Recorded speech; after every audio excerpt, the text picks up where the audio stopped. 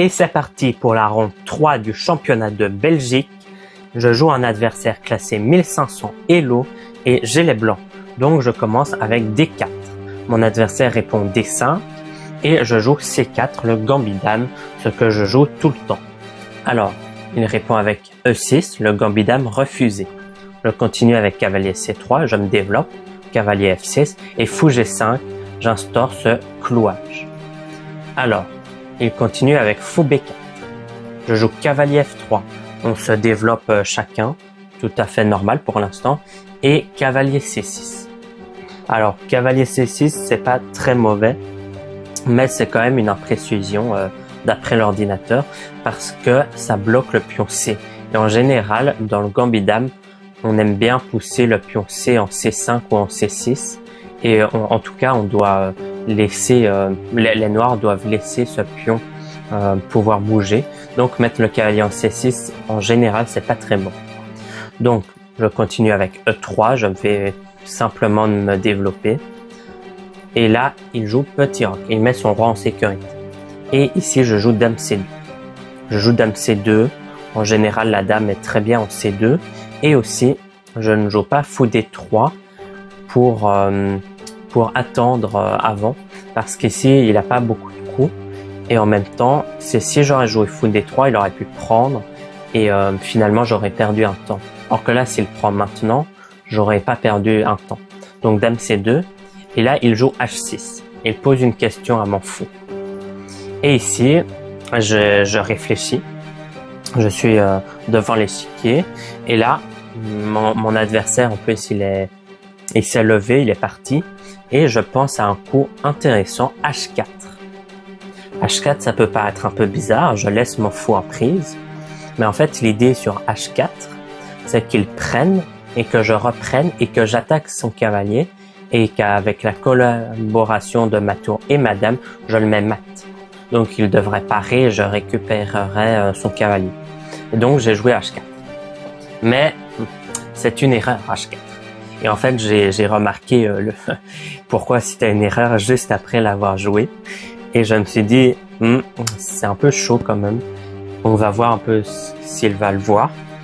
Mais je me dis, en soi, ok, je perds une pièce, finalement c'est bien, je perds du matériel, mais en même temps, je vais avoir une très grosse attaque et on va le voir durant la partie. Donc H4, et il décide de prendre ici en C3 sur échec, donc je recapture du pion pour laisser ma dame bien sur cette diagonale.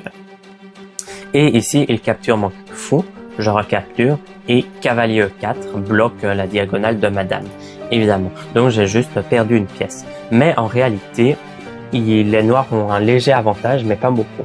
Parce que, en fait, si on regarde, j'ai un très fort pion en G5. J'ai la colonne de ma tour ouverte. Il y a ma dame qui a une très belle diagonale. Il y a mon fou qui va venir en D3, mettre aussi beaucoup de pression. Et en fait, l'attaque est très forte. Et il peut facilement faire une erreur. Donc ici, j'ai joué avec fou D3. J'ai continué avec fou D3. J'attaque 2 fois son cavalier. Et ici, il joue F5. F5 pour défendre son cavalier, très bien. Donc si je capture, il va capturer et là je suis complètement perdant. Mais je fais la prise en passant. Alors ici, il pourrait très bien reprendre du cavalier.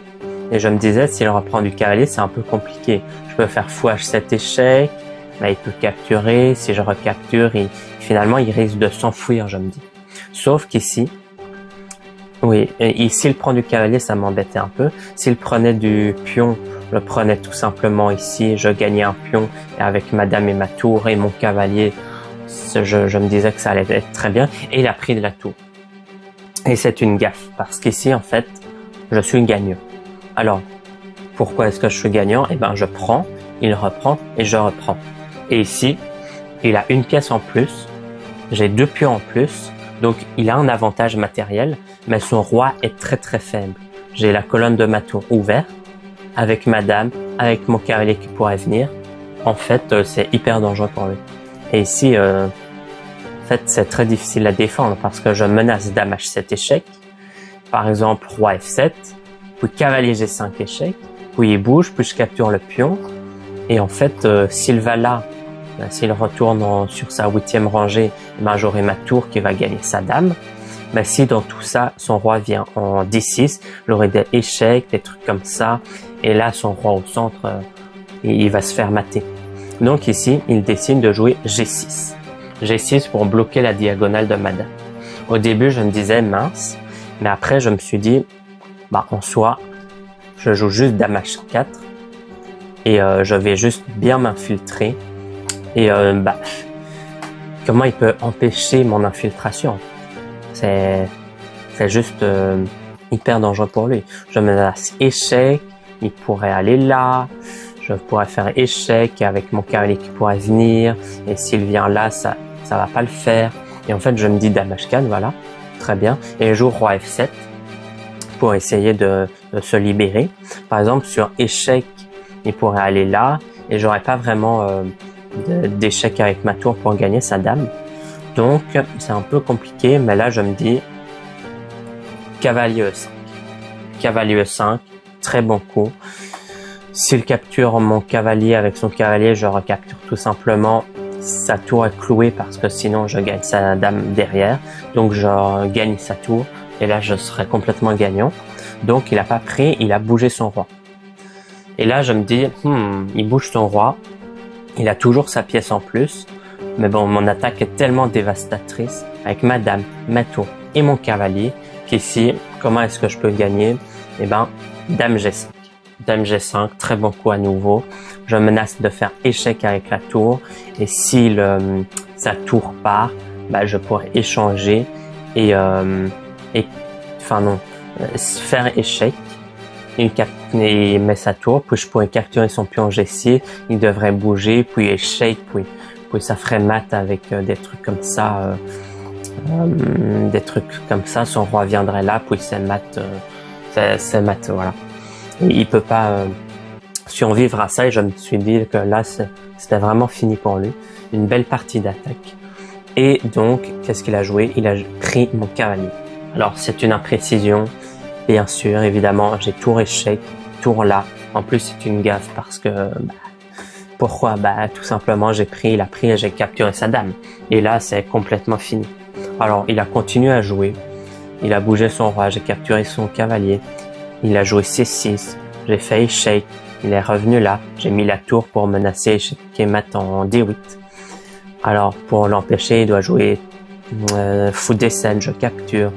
Il joue Roi F8, je joue tour H7, je menace mat, de plein de manières. Il joue G5 et tour H8, échec et mat. Alors très belle partie, un peu dangereux peut-être ce que j'ai fait avec H4, parce que finalement j'ai perdu une pièce.